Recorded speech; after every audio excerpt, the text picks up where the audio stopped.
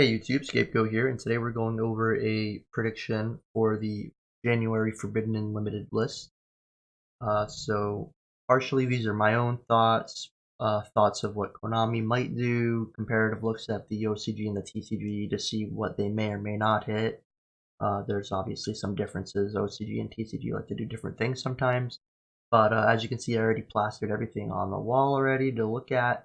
So if you want to just go by that, you can, but I'm gonna just kind of overview and talk about why my reasoning behind each of these hits is the way that it is.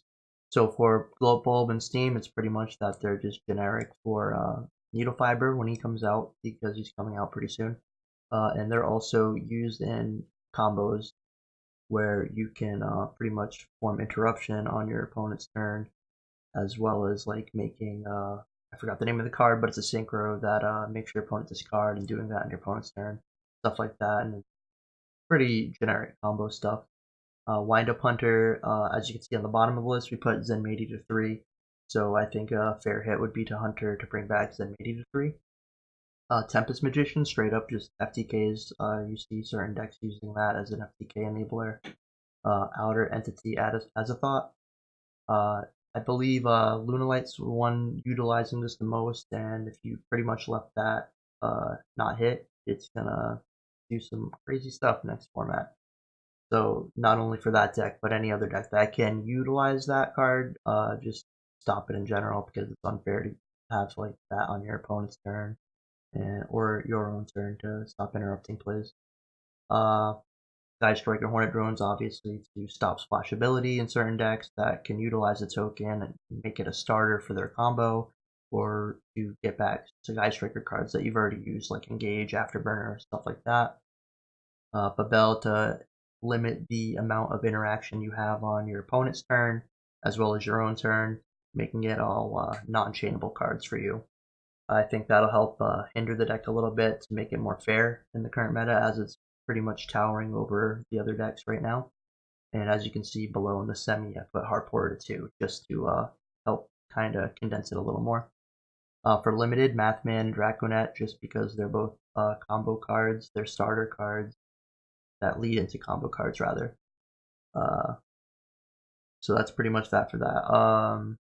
Mathman more so just kind of hush down Orchis as well. So now we only have Mathman, Greffer, and Armageddon Knight as starters.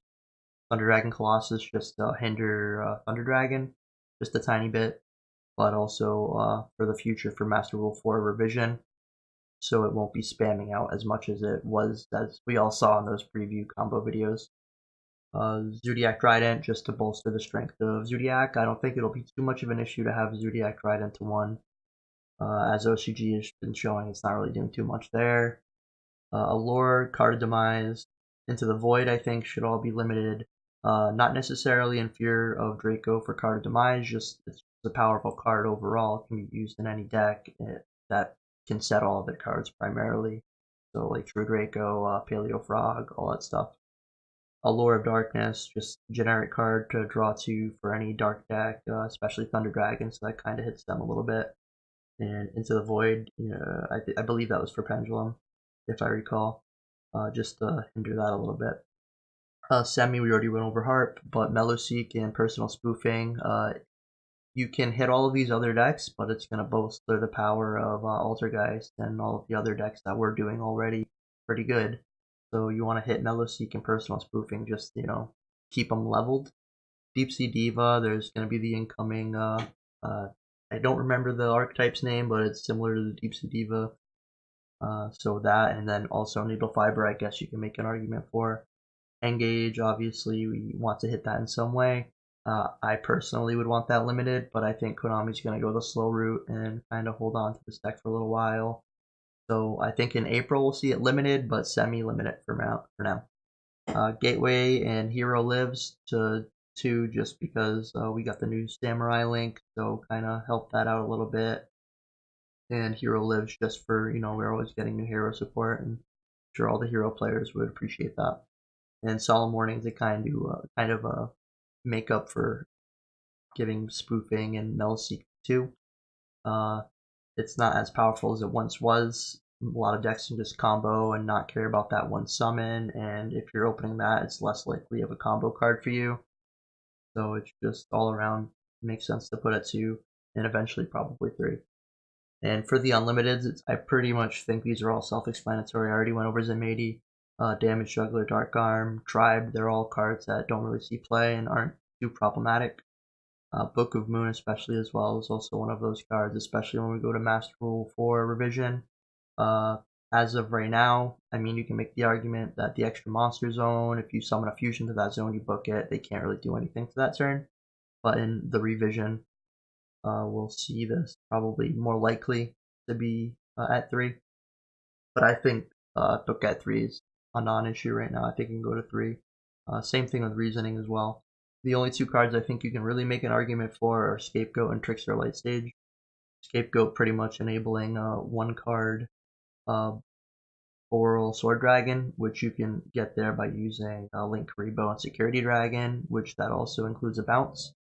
So there's that, and there's also other combos, but you have to set Scapegoat and leave it there for a turn. You have to activate it, which means you can't special summon if you're doing it in that turn. So if you're doing it preemptively, they can get rid of all your stuff, and it's a non-issue.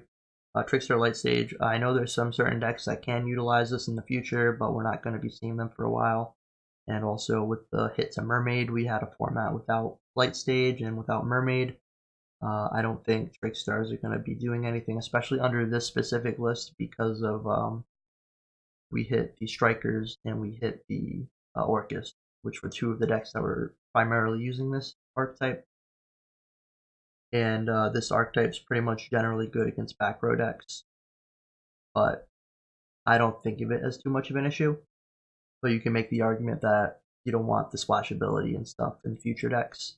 So Scapegoat and Trickstar Late Stage are probably the only 2 cards I think could be off of this current list.